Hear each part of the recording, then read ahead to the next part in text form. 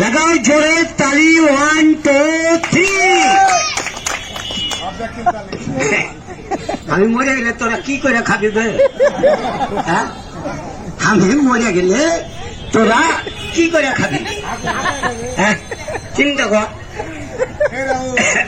আমি আছি বলে বাঙালির মেলায় ইন্ধন, চাঁপাই ডিস্ট্রিক্টের একটা বিরাট একটা ঐতিহ্য, বিরাট একটা গ্রাভিটি। ওকে,